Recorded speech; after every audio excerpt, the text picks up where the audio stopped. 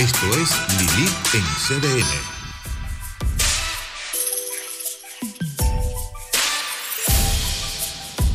Buenas noches, amigas y amigos. Bienvenidos a su programa, La Casa de Todos y obviamente la suya también, Lilith en CDN. Hoy celebramos, señores, el Día Internacional de la Salud Mental. ¿Y de qué forma lo hacemos? Tenemos un programa completito dedicado a esto en 3 bloques distintos. El primer bloque lo arrancamos de inmediato con la compañía de Catherine Langa, psicóloga clínica reputadísima, con una ficha, señores, impresionante, que viene a hablarnos de salud mental y todo lo que tenemos que aprender para tener una salud mental. Y también vamos a recibir a Xiomara Lora en el segundo bloque, que nos habla de constelaciones familiares, todas esas cosas que vamos heredando de ancestros y ni cuenta nos damos. Pues ella nos va a dar una mirada muy holística al tema. Y cerramos con Doris Chirino con el yoga de la risa. Señores, la risoterapia funciona y Doris aquí va a hacer todo un despliegue. Así es que estamos felicísimos de celebrar este Día Internacional de la Salud Mental en tan buena compañía. Bienvenida, Catherine. Gracias. Pues has sido muy esperada aquí en Lilith de CDN, tú lo sabes. Ay, gracias. Yo con feliz esa de estar ficha, aquí. de verdad que yo te admiro. Ver una mujer tan joven con tanto conocimiento, de verdad, y haciendo una práctica tan comprometida, a mí me hace sentir feliz. De que tenemos fe en la salud mental dominicana. Ay, gracias, gracias. Cuéntame, ¿qué es la salud mental? A ver, la salud mental es un estado. Es un estado de bienestar, no solamente de ausencia de enfermedad mental o de algún trastorno. Es un estado donde el individuo puede cumplir con sus obligaciones, ser funcional, ser productivo, llevar las tareas del día a día a cabo, incluso también aportar algo a su comunidad. Vivir en paz, ese estadio de paz, de bienestar, ¿se pudiera llamar salud mental?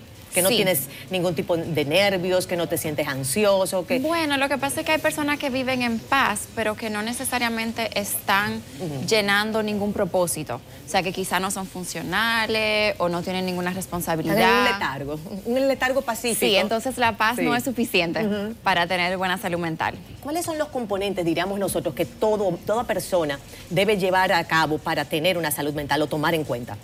Bueno, como el ser humano es un ser biopsicosocial, debe en todas sus esferas estarse trabajando. Entonces, la parte espiritual, que es importante, no tiene que ser practicar ninguna religión, pero sí llenarlo, ya sea o con meditación, o si tú crees en Buda, si crees en Dios. Yo siempre pongo el ejemplo del Dios de los truenos. Mis pacientes se ríen mucho porque no hay que creer en algo, Una fe, una religión específica. Exactamente, pero sí tener una doctrina. Sí tener fe en algo, en el universo, en las energías. Es como una descarga, digo yo, Catherine. Yo no conozco de este tema, tú lo sabes, pero yo digo que la fe es de alguna manera una descarga, porque tú tienes mucha presión, te sientes que se te está quedando el mundo chiquito, que quizás tú no das abasto, y encuentras en ese momento de oración, de reflexión, de fe, alguien, que es ese ser superior, a quien descargar eso y decirle, lo entrego en tus manos para que me ayudes. Entonces realmente te da una sensación de alivio porque tú estás descargándote en esa fe. Es que si tú no sientes que vives con un propósito mayor, realmente ¿cuál es el sentido de la vida? O sea, está científicamente comprobado que las personas que tienen fe tienen mejor salud mental o tienen mejor calidad de vida, porque el tú creer en que hay algo más grande que tú te da muchísima esperanza, realmente es un alivio muy grande. Es un alivio, un sentido de trascendencia también, de compartir con otros en un colectivo, no sentirse uno tan individuo, ¿cierto? Claro, y de verdad, o sea, los pacientes que, por ejemplo, que han perdido la fe porque quizás se han sentido muy decepcionados de la vida o que han tenido mala suerte o que las cosas no les salen bien, al perder la fe ya no les queda nada. A qué aferrarse, claro. Exactamente, o sea, no hay nada, o sea, ¿quién lo va a ayudar? O sea, ¿por qué me pasó esto? O sea, ¿es de una voluntad mayor o no? ¿A quién le pido ayuda? Entonces, por esa parte... que la fe es protagónica cuando hablamos de salud mental, tener realmente la convicción de que hay un ser superior que te apoya, que te fortalece. No necesariamente un ser superior, porque yo entiendo que las personas que meditan, por ejemplo, el mindfulness, que es buenísimo, que es aprender a estar en el presente, que es estar en contacto contigo, en contacto contigo mismo, con tu alrededor.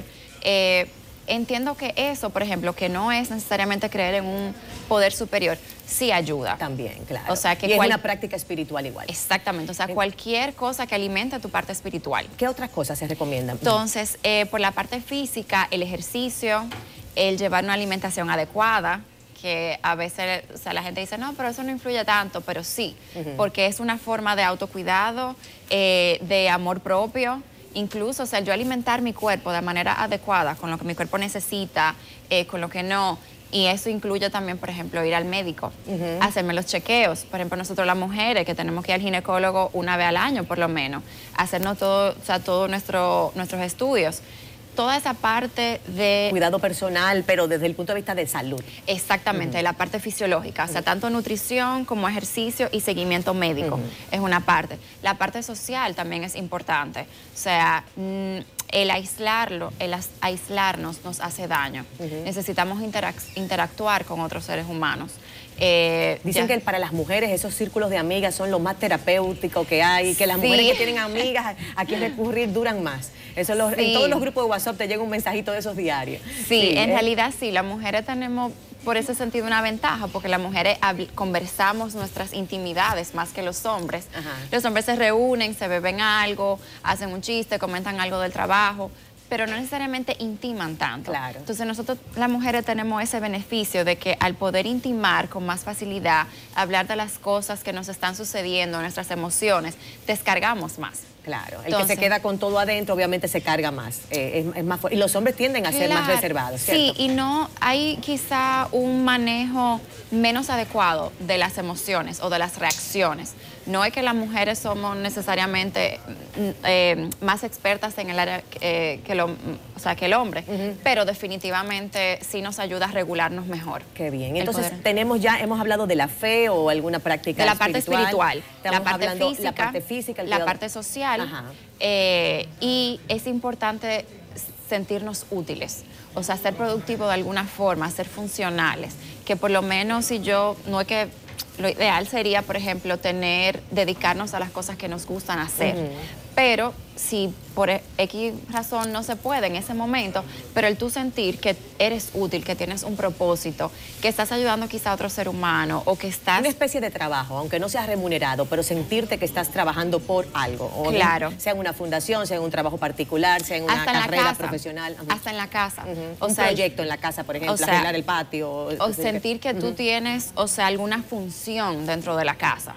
O sea, ya sea el llevar los quehaceres domésticos o si los hijos tienen algunos proyectos o ayuda con la escuela o sea, el tener realmente alguna función es importante. Entonces son los 4 aspectos, vamos a decir, Catherine, que son básicos.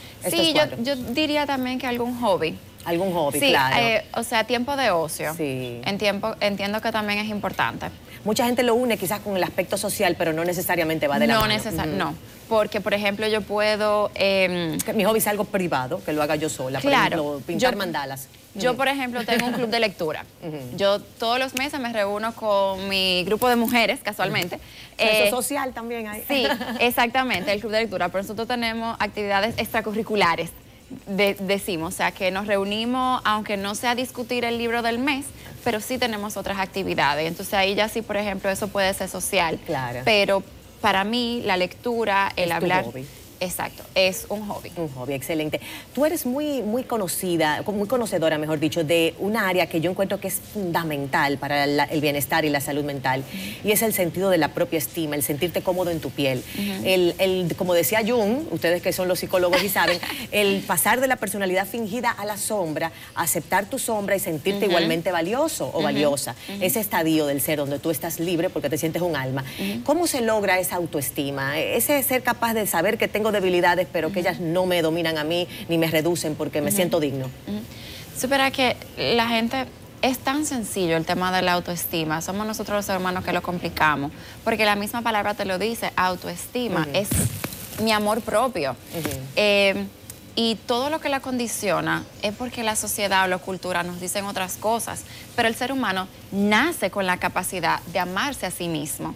Pero entonces de repente empiezan quizá a nivel cultural, las imposiciones o las familias, las presiones, entonces ya el autoestima se empieza a condicionar. Cuando la autoestima debe ser incondicional. No importa dónde yo haya nacido, quién sea mi familia, qué yo sea, de qué color yo tenga, cuál sea mi orientación sexual. Es incondicional mi amor propio. Yo me tengo que aceptar como yo soy. y ser gentil conmigo mismo. Sin embargo, cuando yo empiezo a condicionar mi autoestima a que si me aceptan en cierta universidad... Yo te iba a hablar de eso, y perdóname que te interrumpa, porque pienso que la autoestima se lacera mucho con la expectativa que tiene uno de la aceptación o receptividad del otro ante tal o cual cosa que hagas. Exacto. Entonces quizás las personas, por ejemplo, fíjate tú el tema de redes sociales, que es tan ilustrativo en fotos y en imágenes. Las personas buscan subir una imagen que genere likes porque les da una sensación de aceptación. Eso es validación. Ajá, validación, exacto. Entonces ahí... Entonces la autoestima ahí la pones te vulnerabilizas porque se la deja en manos a lo que opina un tercero de ti. Claro, porque está condicionada a la aceptación y validación externa. Entonces la autoestima tiene que ir de mano con la autovalidación. O sea, yo soy la responsable de validarme a mí misma.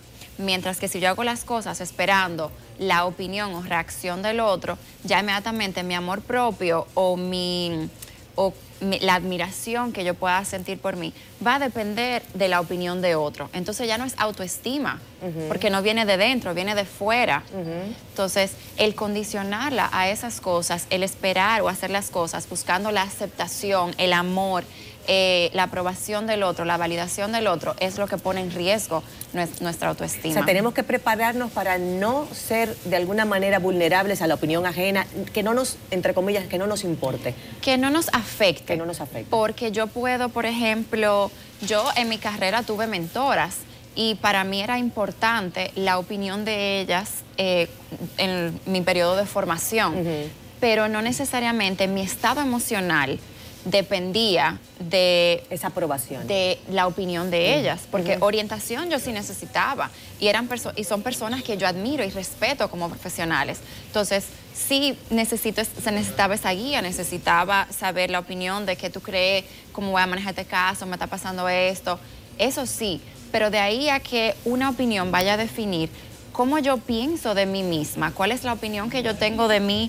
si quizá como personas dicen que no, yo no doy para esto porque el jefe le dio una retroalimentación negativa, quizá no supo hacer una crítica constructiva, ya yo no doy para esto, yo no voy a estudiar esto, o tengo pacientes que le ha ido mal en la universidad, en alguna materia. Se programan de alguna manera también con que no son buenos en eso, porque ya se lo dijeron. Hay baja tolerancia a la frustración en eso, y entonces depende mucho de la validación externa. Tú sabes que, Catherine, que la autoestima, yo he visto que en niños es impresionante lo vulnerables que pueden ser los niños. Tú sabes que los niños a veces son pueden una esponja. Sí, y aparte de eso pueden ser, sin darse cuenta, quizás a veces un poquito sádicos, por llamarlo así. O sea, no tienen quizás el criterio de no ofender a otro niño. No tienen filtro. No tienen filtro, se puede dar un bullying sin darse ni cuenta a veces.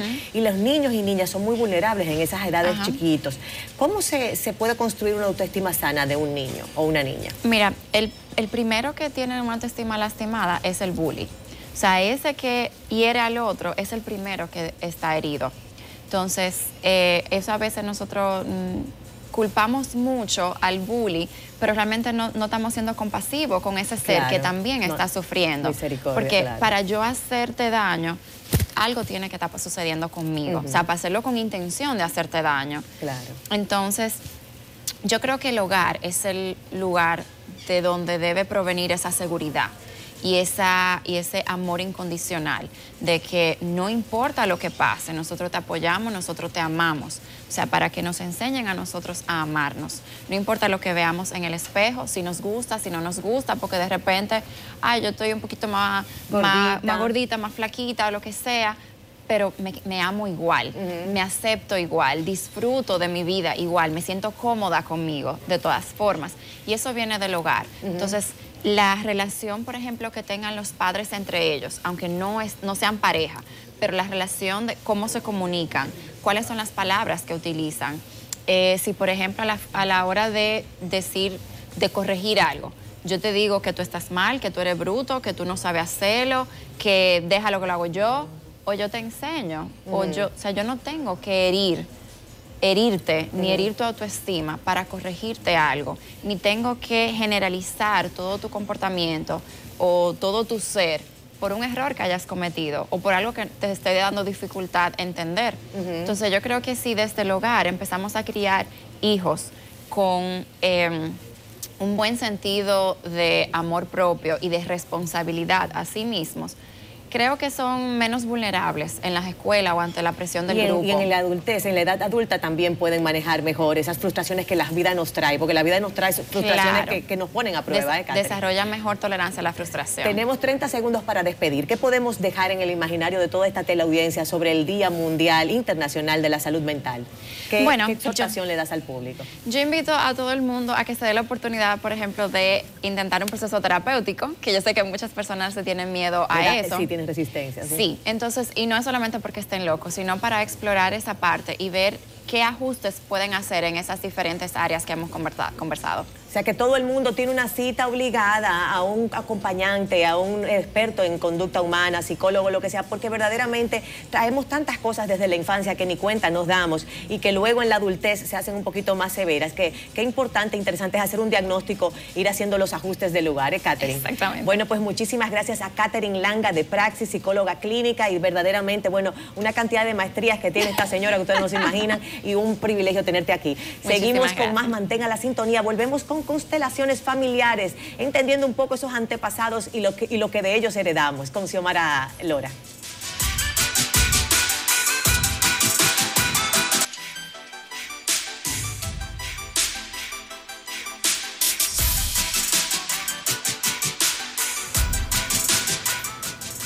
Y aquí estamos en compañía de Xiomara Lora hablando de constelaciones familiares. Señor, un tema que yo desconozco, pero que todo el mundo me ha dicho, ay, pero eso es tan interesante lo que van a tratar hoy.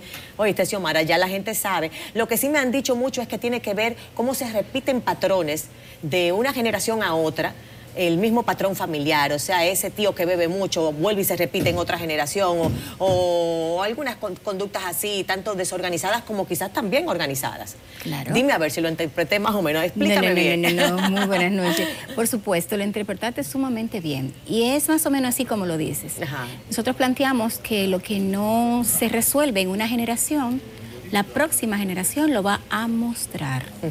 No para que lo reclamen, no para que lo acusen, no porque es malo ni bueno, sino para que se vea y se solucione. Hasta que no se cierre el ciclo, se sigue repitiendo el cuadro. 7 generaciones, dice la teoría hellingeriana. Son 7 generaciones que se van repitiendo una tras otra, una tras otra. Normalmente se busca más hasta la 4ª generación. Y hemos encontrado información hasta en la 8ª generación, que ya nadie ni sabe de dónde vino.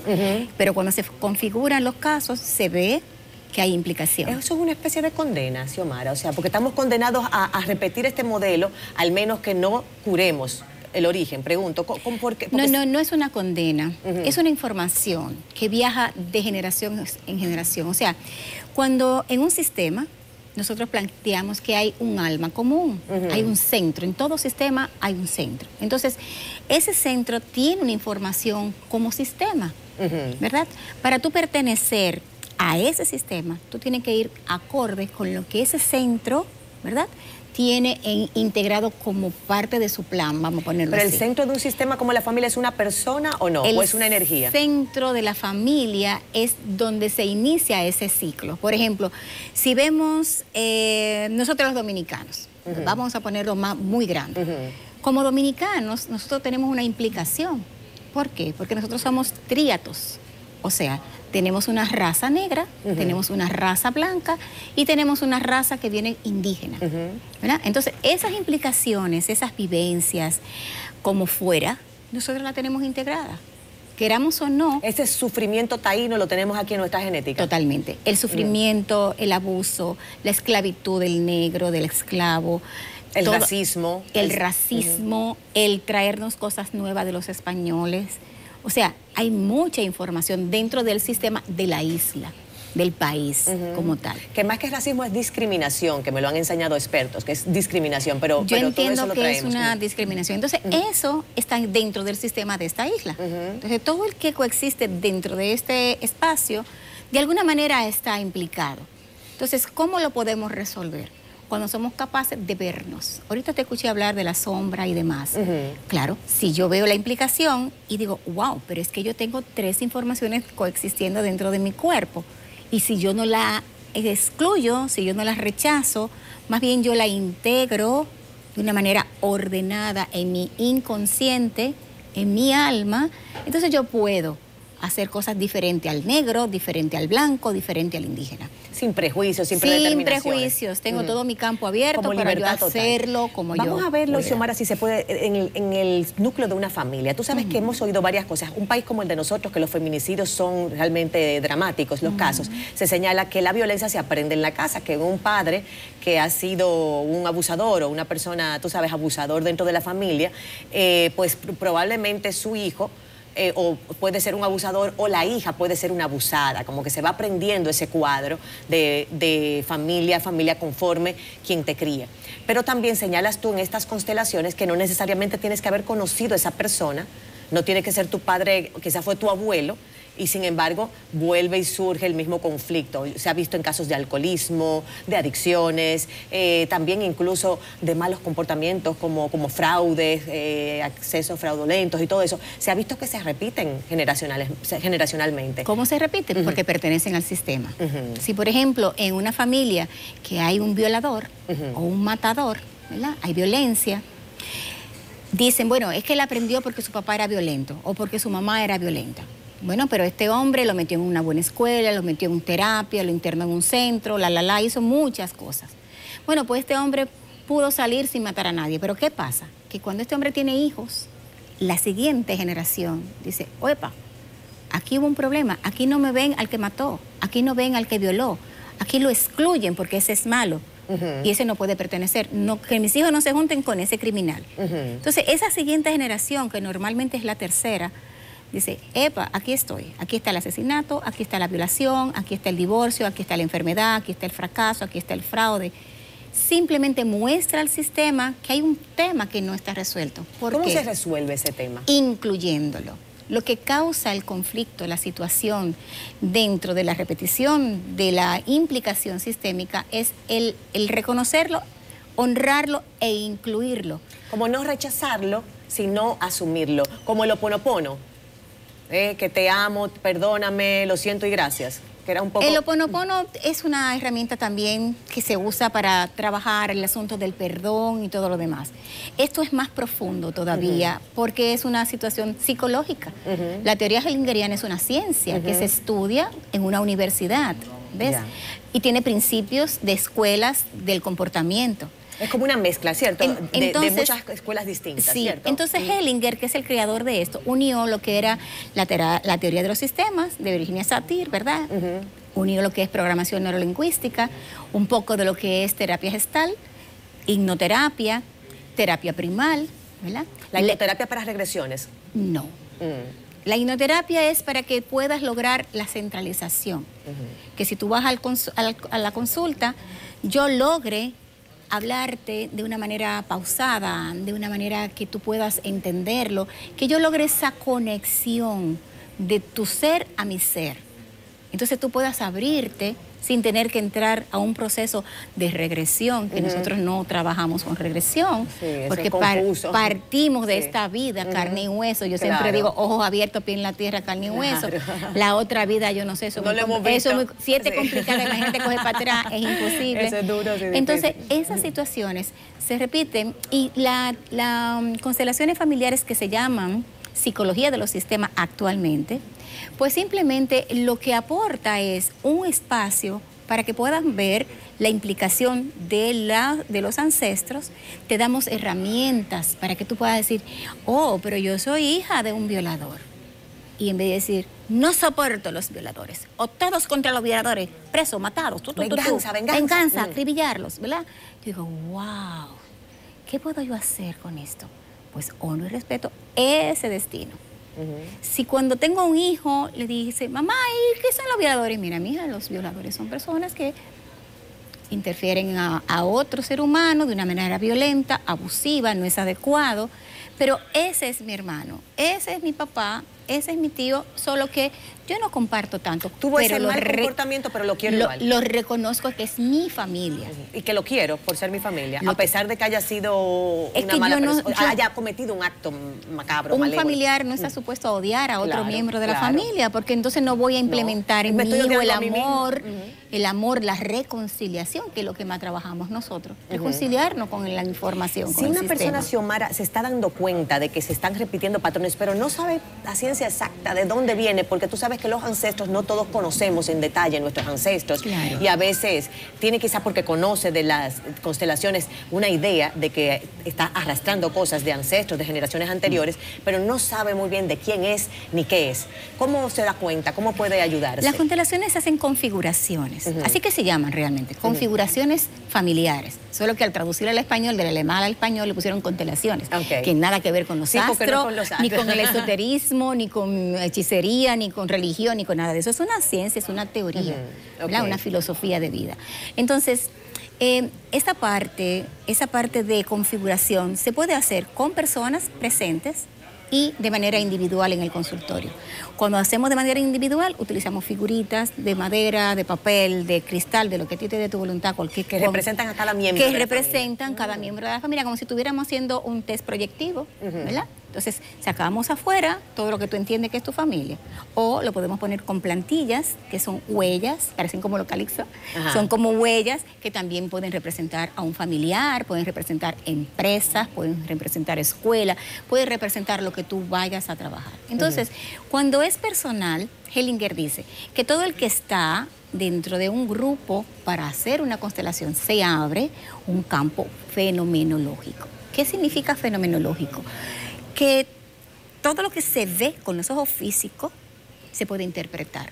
Eso es un fenómeno. Nosotras dos estamos aquí sentadas, aquí con una mesa bella preciosa, con tu estar todo precioso. Eso es un fenómeno. Claro. ¿Ves? Entonces, ¿qué yo hago? Si yo estuviera allí viendo nosotras dos, yo puedo decir, mira, aquí Lili está de esta postura, Lili tiene este sentimiento, Lili está reflejando esta mirada, este gesto. Oh, Xiomara, mira, Xiomara está haciendo esto, lo otro. Eso es un fenómeno y yo lo puedo interpretar. Claro. Y ahí yo estoy sacando mi implicación, porque yo tengo detrás de mí mi mamá, mi papá, mi abuela, mi bisabuela, mi tatarabuelo.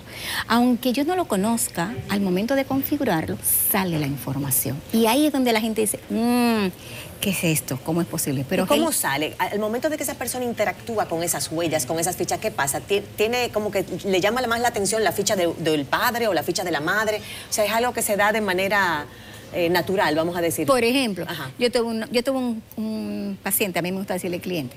Yo tuve un cliente hoy, ¿verdad? Que viene con una implicación fuerte. Adicto, bisexual, con situaciones físicas, no aceptado por él mismo, de padre y madre psicólogos. Ay, hombre, sí, que eso pasa mucho a veces. 24 añitos, comenzó estudiando medicina, luego se pasó a bioanálisis y ahora viene al borde de la desesperación.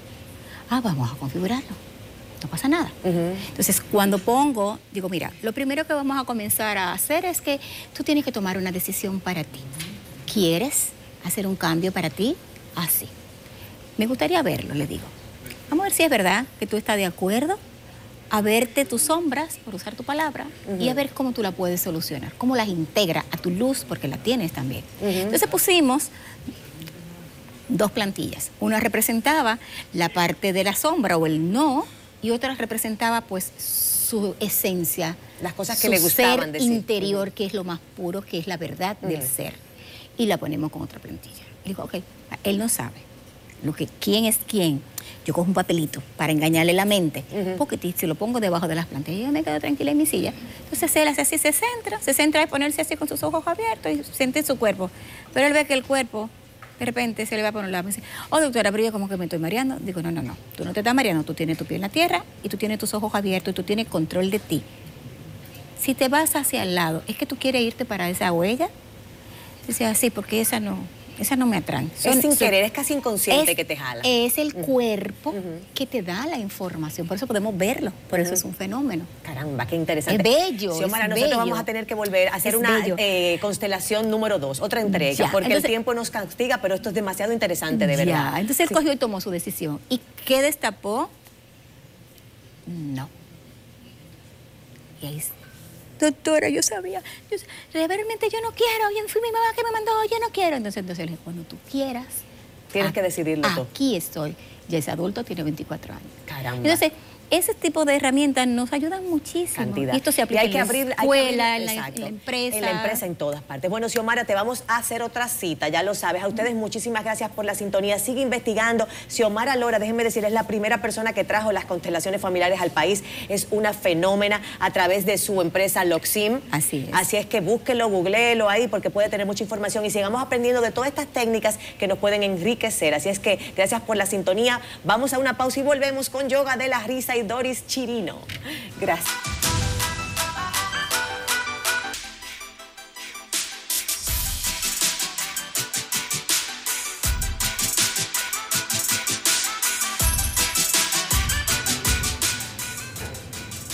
Y aquí seguimos.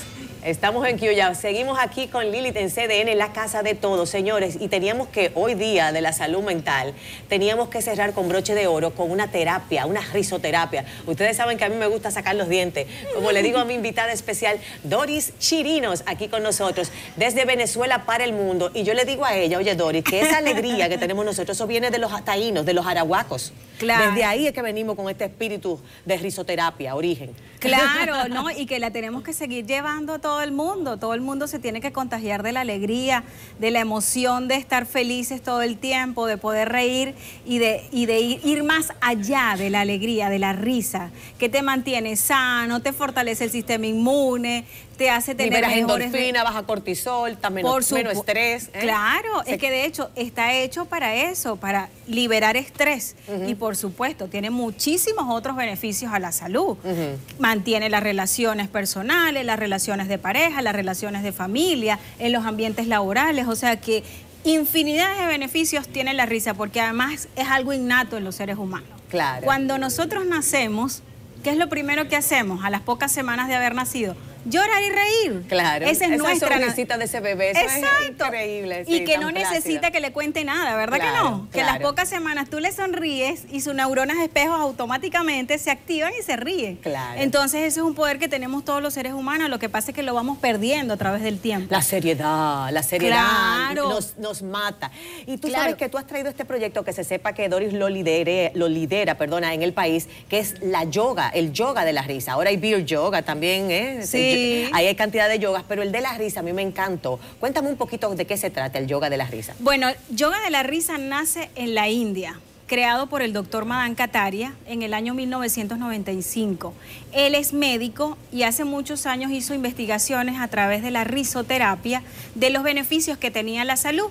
Un día se le ocurrió que iba a crear un club pequeño en un parque donde iba a invitar personas a reírse. Y la gente comenzó como a contarse chistes y a contar historias y no sé qué, pero a los pocos días se acabaron los chistes y las historias. Y dijo, no, esperen, voy a volver con otra propuesta. Cuando regresó con esa propuesta, primero empezaron como 5 y como a las semanas ya habían como 50. Y no necesitaban ninguna razón para reírse. No había que hacer chistes ni nada. Nada, absolutamente. Ningún entretenimiento no, específico. para nada. La gente no necesita que le cuenten nada para encontrarse con su propia risa. Entonces él, bueno, fue creando esto y ahora está en más de 170 países, donde hay muchos clubes de la risa a nivel mundial. Y aquí en República Dominicana, pues estamos creando esa vibración de que todo el mundo se pueda conectar, porque además República Dominicana, la gente es feliz. La gente se conecta con la alegría, la gente te recibe naturalmente, sí. Natural. Viene de los arahuacos, te estoy diciendo, eso lo tenemos genéticamente. En Exacto, la sangre, entonces sí. lo que hay que hacer es mantenerlo y que la gente sea consciente del poder que tiene la risa. Entonces, cuando tú te comienzas a reír conscientemente, compartes esa alegría con el mundo, porque además una de las cosas que yo le digo a la gente cuando hago los talleres de yoga de la risa es que la risa es un acto de amor propio. Claro. Y es un acto de amor propio hacia los demás. Y es fácil reírse. Totalmente gratis. Yo me empiezo a reír aquí. Claro. Vamos a hacer un primer ejercicio aquí con la Claro. audiencia. Pónganse en esta. Vamos a ver allá en sus casas. Dime el primer ejercicio. Yo te voy a seguir. ¿Cómo podemos hacer un primer ejercicio? El primer ejercicio es que primero respiras profundo, porque por eso es la risa yogi. Porque es respiración consciente para que se expandan los pulmones, se oxigene el cerebro, ¿ok? Y luego... Estirándolo de adentro. Entonces, cuando tú Parece conectas... una risa. al principio... En el control se están poniendo locos, señores. Al principio es una risa fingida. Exacto, ficticia. Pero el cerebro no sabe si eso es verdad o es mentira. Claro, claro. Y poco a poco, cuando tú te conectas con la otra persona visualmente, que conectas con la mirada, se te contagia la risa. ¿Tú recuerdas? No voy a decir la marca porque no es anunciante todavía, pero atención que puede serlo, esta marca de la que me refiero, de una bebida gaseosa que llegaba este señor al Subway. Ajá. Con una especie de monitor, de computadora, y estaba viendo algo que se estrellaba de la risa. Todo el mundo en el metro estaba muy seriecito y de repente se quedan sorprendidos de ver a este hombre así riéndose como tú. Vuélvemelo a hacer, Dori. Que es una sonrisa de bruja buena. Él se empezó a reír así, pero completamente. Y el Subway entero, en cuestión de segundos, estaba todo el mundo totalmente histérico de la risa. Entonces ellos decían que la risa se contagia y en efecto es así. Y de hecho, hay estudios que demuestran que tú te vas a un espacio público de estos y la gente, sin necesidad de que tú le estés diciendo nada, como pasó en esa publicidad, la gente comienza a reírse naturalmente, no necesita más nada que contagiarse de esa alegría. Y esa vibración, las células, el cuerpo, todo, tu energía te lo agradece y el mundo te lo agradece porque es una semilla que tú estás sembrando. Claro, es ser niño también, es como dejarte ser esa alma joven, esa alma infantil. Porque claro. La gente tiene muchos prejuicios de que, ay, si me río así van a pensar que yo no estoy en control. Tú sabes que la gente siempre está tratando de proyectar una imagen que entienden que va a ser la aceptada por ese tercero, lo que los hace vulnerables, sin lugar a dudas, pero es quizás un prototipo aprendido culturalmente, tú sabes. Entonces, ¿cómo ayudamos a la gente a salir de esa limitación, de cómo luzco, de cómo me veo, que debo ser serio, que no me puedo reír? ¿Cómo ayudamos a la gente con eso? Primero que en el yoga de la risa perdemos el sentido del ridículo. No nos importa, en realidad, qué es lo que ocurre luego. No nos importa porque compartimos la risa y la alegría con el otro. Entonces, como no nos importa eso, eso es parte de nuestras creencias. Si yo creo que con eso le hago daño a alguien, está en la intención con la que yo lo hago. Claro. Entonces no tiene nada que ver con la risa, porque por ejemplo, hay muchos ejercicios de los cuales nosotros hacemos en una sesión completa donde enseñamos a la gente que si está en una biblioteca, cómo se ríe, si está en una funeraria, que a veces provoca reírse y la gente se ríe. Pero todo se ríe uno en una biblioteca. Y a mí me está gustando eso. Tú sabes que, claro, te sacan de ahí, Doris, si te ríes tan duro. Claro, entonces tú te ríes suavecito y nadie se va a dar cuenta. Pero tú estás dándote tu dosis, ¿verdad? Claro, de serotonina claro, diaria y es una cápsula natural que tú tienes y que puedes crear por ti y además que tienes el poder de elegirlo. Tú sabes que yo hoy, debo decirle al público, me puse a ver uno de tus ejercicios y déjame decirte que realmente a mí me dio una risa terrible, bueno, maravillosa, la pura verdad, que duré muchísimo riéndome, entonces después no me podía como, de todo me reía. Y una de las partes que me dio más risa es que en otro señor que está haciendo yoga en otro país, que estuve así googleando y me lo encontré, que él decía, cuando a usted le llega una factura alta, usted hace y se ríe. Yo me lo encontré tan gracioso. Yo dije, ya yo sé, cuando me llegue la factura, de toda esa factura que a uno le llegan, esa es la terapia. Lo veo un extraño de la risa. Es que justamente eso es yoga de la risa, que de cualquier cosa te puedes reír. Tú agarras el estado de cuenta y dices, bueno, me toca pagar las cuentas y te...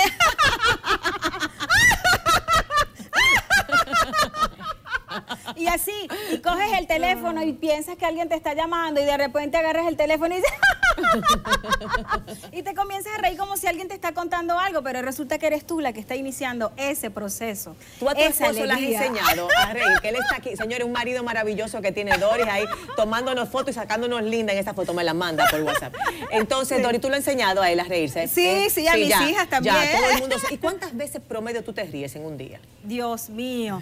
Bueno, fíjate tú que yo he rescatado la risa a través de ser líder yoga de la risa, porque como te decía al principio, uno cuando es niño se ríe naturalmente, un niño sano se ríe 300 veces al día, claro. Un niño sano, pero un adulto ¿cuántas veces se ríe? Como 15 veces si acaso, sí. Si acaso, por esas mismas cosas que hablamos antes, las creencias, la sociedad, el que dirán, que si soy escandalosa, que por qué me río así, sabes que todas esas cosas que me van autolimitando y no me van permitiendo descubrir mi propia risa.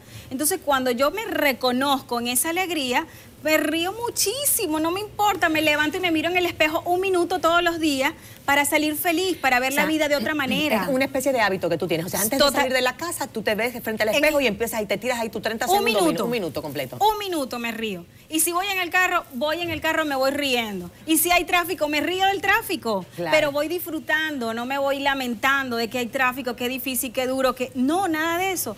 Porque yo tengo el poder de hacerlo diferente. Yo tengo el poder de elegir y decir cómo me quiero sentir. ¿Hubo algún momento de tu vida en que no funcionaba la risoterapia, que te podías haber frustrado, entristecido? O sea, ¿cómo diste con esta estrategia, vamos a decir, de vida, de bienestar?